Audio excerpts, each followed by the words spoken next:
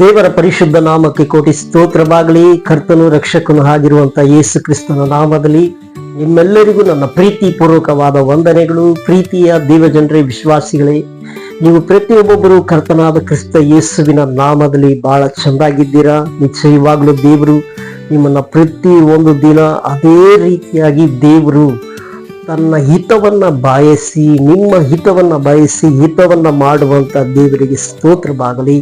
ನಾವೆಲ್ಲರೂ ಪ್ರೀತಿಯ ದೇವರ ಮಕ್ಕಳೇ, ಒಂದು ನಿಮಿಷ ಕಣ್ಗಳನ್ನು ಮುಚ್ಚಿ ನಾವು ಪ್ರಾರ್ಥನೆ ಮಾಡೋಣ. ಅಪ್ಪ ಪರಿಶುದ್ಧವಾದ ಒಳ್ಳೆ ತಂದೆಯೇ, ಈ ಒಳ್ಳೆ ಸಮಯಕ್ಕಾಗಿ ನಾವು ಸ್ತೋತ್ರವನ್ನ ಮಾಡ್ತಾ ಇದ್ದೀವಿ. ದೇವರ ಆಶೀರ್ವದಿಸಲ್ಪಟ್ಟ ಒಳ್ಳೆ ಸಮಯ ದೇವರೇ ನಿನ್ನ ನಾಮ ಮಹಿಮೆ ಹೊಂದಲಿ, ಯೇಸುವಿನ ನಾಮದಲ್ಲಿ ತಂದೆ, ಆಮೇನ್. ಓಕೆ, ಪ್ರೀತಿಯ ದೇವಜನರೇ, ವಿಶ್ವಾಸಿಗಳೇ, ನಿಮ್ಮ ಪ್ರೀತಿ ಪೂರ್ವಕವಾದ ಪಾಸ್ಟರ್ ಆಂಥೋನಿ ರಾಜ್, ಕ್ರಿಸ್ತನಲ್ಲಿ ಪ್ರಿಯರಾದವರೇ, ನೀವೆಲ್ಲರೂ ಬಹಳ ಚೆಂದಾಗಿರ್ತೀರ. ದೇವರಿಗೆ ಸ್ತೋತ್ರ, ಆಮೇನ್. ದೇವರಿಗೆ ಅಂತೇಳಿ ಅಂದ್ರೆ ದೇವರಿಗಾಗಿ ಬೆಳೆಯುವಂತ ಅನೇಕ ದೇವ ಜನರು, ದೇವರ ಮಕ್ಕಳು, ವಿಶ್ವಾಸಿಗಳು, ಇವರೆಲ್ಲರಿಗೂ ನಾನಾ ರೀತಿಯಾದ ಕಾರ್ಯಗಳು ಎದುರಾಗುವಂಥದ್ದಾಗಿದೆ. ಕೆಲವು ಸಮಯದಲ್ಲಿ ನೋಡಿ, ಅನೇಕ ಕಾರ್ಯಗಳು ಅನೇಕರು ನಮ್ಮೊಂದಿಗೆ ಹಂಚಿಕೊಳ್ತಾರೆ.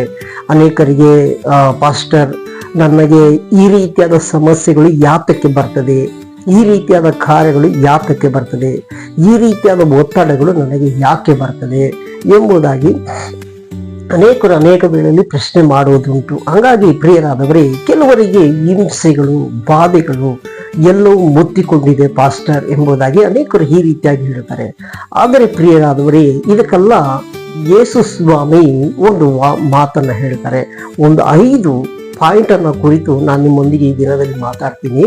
ಅದು ನೋಡೋಣ ವಾಕ್ಯದಲ್ಲಿ. ಫಸ್ಟ್ ನಾವು ಯಾವುದಂದ್ರೆ ನೋಡಿ, ದೇವರ ವಾಕ್ಯದಲ್ಲಿ ಹೇಳಿರೋ ಪ್ರಕಾರವಾಗಿ ಮತ್ತಾಯನ ಬರೆದ ಸುವಾರ್ತೆ 5ನೇ ಅಧ್ಯಾಯ 6ನೇ ವಾಕ್ಯದಲ್ಲಿ ಹೇಳಲ್ಪಟ್ಟಿದೆ, ನೀತಿಗೆ ಹಸಿದು ಬಾಯಾರಿದವರು ಧನ್ಯರು, ಅವರಿಗೆ ತೃಪ್ತಿ ಆಗುವುದು. ನೀತಿಗೆ ಹಸಿದು ಬಾಯಾರಿದವರಿಗೂ ಧನ್ಯರು, ಅವರಿಗೆ ತೃಪ್ತಿ ಆಗುವುದು.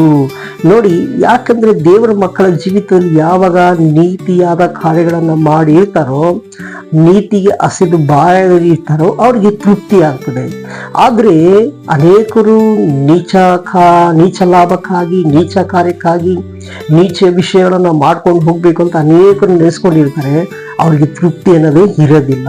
ಹಂಗಾಗಿ ದೇವರು ಹೇಳ್ತಾರೆ, ನೀತಿಯ ನಿಮಿತ್ತವಾಗಿ ಬಾಯಾರಿದವರು, ಹಸಿದವರು ಧನ್ಯರು, ಅವರಿಗೆ ತೃಪ್ತಿ ಆಗುತ್ತೆ. ನಿಮಗೆ ತೃಪ್ತಿಕರವಾದ ಜೀವನವನ್ನು ಕೊಡುವುದಕ್ಕಾಗಿ ದೇವರು ಕಾರ್ಯಗಳನ್ನ ಮಾಡುವಂತನಾಗಿದ್ದಾರೆ. ದೇವರಿಗೆ ಸ್ತೋತ್ರ. ಅಂತವರಿಗೆ ನೋಡಿ, ಹಿಂಸೆ ಮಾಡೋರಿಗೆ 1000 ರೂಪಾಯಿ, ಲಕ್ಷಾಂತರ ರೂಪಾಯಿ, ಕೋಟ್ಯಾಂತರ ರೂಪಾಯಿ ಇದ್ರು ಸಮಾಧಾನ ಇರೋದಿಲ್ಲ. ಏನು ಅವರಿಗೆ ಯಾವುದೇ ರೀತಿಯಾದ ಕಾರ್ಯದಲ್ಲಿ ಏನು ಮಾಡಬೇಕು ಅಂತ ಅನೇಕರು ತವಕ ಪಡ್ತಾ ಇರ್ತಾರೆ. ಆದರೆ ಪ್ರೀತಿಯ ದೇವರ ಮಕ್ಕಳೇ, ಅದಕ್ಕೆ ನೋಡಿ, ಕರುಣೆ ಉಳ್ಳವರು ಧನ್ಯರು, ಅವರಿಗೆ ಕರುಣೆ ಹೊಂದುವರು. ಕರುಣೆ ಉಳ್ಳವರು, ದೇವರಲ್ಲಿ ದೇವರು ಕರುಣಾಮಯನಾದ ದೇವರು, ನೀವು ಕರುಣಾವಂತರಾಗಿರುವಾಗ ದೇವರು ನಿಮ್ಮನ್ನು ಕನಿಕರಿಸಿ ನಿಮಗೆ ಒದಗಬೇಕಾದದನ್ನ ದೇವರು ಅನುಗ್ರಹಿಸಿಕೊಡುವಂತ ದೇವರು, ಅದಕ್ಕಾಗಿ ಕೆಲವು ಜನಗಳನ್ನ ನಿಮಗೆ ಏರ್ಪಡಿಸಿರ್ತಾರೆ. ಇದಕ್ಕಾಗಿ ನಾವು ದೇವರಿಗೆ ಸ್ತೋತ್ರವನ್ನ ಮಾಡಬೇಕು. ದೇವರಿಗೆ ಸ್ತೋತ್ರ. ನಿರ್ಮಲ ಚಿತ್ತರು, ನೋಡಿ, ನಿರ್ಮಲ ಚಿತ್ತರು ಧನ್ಯರು, ಅವರು ದೇವರನ್ನು ನೋಡುವರು. ನಿರ್ಮಲ ಚಿತ್ತರು ಮಾಡುವಂತ ಕಾರ್ಯದಲ್ಲಿ, ಮಾಡುವಂತ ವಿಷಯದಲ್ಲಿ, ದೇವರಿಗಾಗಿ ಇರುವಂತ ವಿಷಯದಲ್ಲಿ ಇವರೆಲ್ಲರೂ ಇರುವಾಗ ಅವರು ದೇವರನ್ನು ನೋಡ್ತಾರೆ. ದೇವರನ್ನ ನೋಡ್ತಾರೆ ಅಂದ್ರೆ ಏನು? ದೇವರ ಕಾರ್ಯಗಳನ್ನ ನೋಡ್ತಾರೆ. ದೇವರು ನನಗಾಗಿ ಇದ್ದಾನೆ ಎಂಬುದಾಗಿ ತಮ್ಮ ಜೀವಿತದಲ್ಲಿ ಅನುಭವಿಸಿಕೊಳ್ಳುವಂತವರಾಗಿ ಇರ್ತಾರೆ. ನೋಡಿ, ಸಮಾಧಾನ ಪಡಿಸುವರು ಧನ್ಯರು. ಕೊನೆಯದಾಗಿ ಹೇಳ್ತದೆ, ಅವರು ದೇವರ ಮಕ್ಕಳು ಎನಿಸಿಕೊಳ್ಳುವರು. ಸಮಾಧಾನ ಪಡಿಸುವರು ಧನ್ಯರು, ದೇವರ ಮಕ್ಕಳು ಎನಿಸಿಕೊಳ್ಳುವರು. ಯಾರಾದರೂ ಒಂದಿಬ್ಬರಿಗೆ ಏನಾದರೂ ಒಂದು ವಿಧವಾದ ವಾದ ವಿವಾದ ಕಾರ್ಯಗಳಾದರೆ ಅಲ್ಲಿ ಏನ್ ಮಾಡ್ತಾರೆ, ಅವ್ರನ್ನ ಸಮಾಧಾನ ಪಡಿಸಬೇಕು. ಆ ದೇವರ ಶಾಂತಿ ಸಮಾಧಾನ ಅವರಲ್ಲಿ ಇದ್ದು ಕಾರ್ಯಗಳನ್ನ ಮಾಡಬೇಕು. ಅದನ್ನ ಬಿಟ್ಬಿಟ್ಟು ಕೆಲವರು ಏನ್ ಮಾಡ್ತಾರೆ ಅಂದ್ರೆ, ಅವ್ರ ಹಿಂಗೆ, ಇವ್ರ ಹಿಂಗೆ, ಹಂಗೆ ಅಂತ ಹೇಳಿ ಅನೇಕರು ನಾನಾ ರೀತಿಯಾದ ಕಾರ್ಯಗಳನ್ನ, ಕುತಂತ್ರ ಕಾರ್ಯಗಳನ್ನ ಮಾಡ್ತಾರೆ.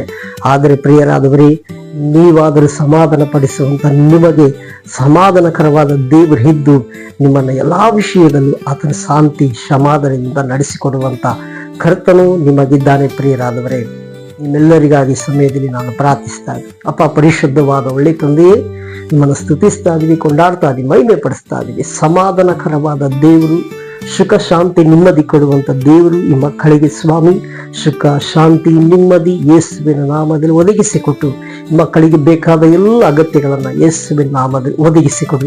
ಇವರಿಗೆ ವಿರೋಧವಾಗಿ ಇರುವಂತಹ ಎಲ್ಲ ಶತ್ರುವಿನ ಕಾರ್ಯಗಳು ಅಂಧಕಾರದ ಶಕ್ತಿಗಳು ಯೇಸುವಿನ ನಾಮದಲ್ಲಿ ನಿರ್ನಾಮವಾಗಲಿ. ನೀನೇ ಕಾಯ್ದು ಕಾಪಾಡಿದಾಗ God bless you.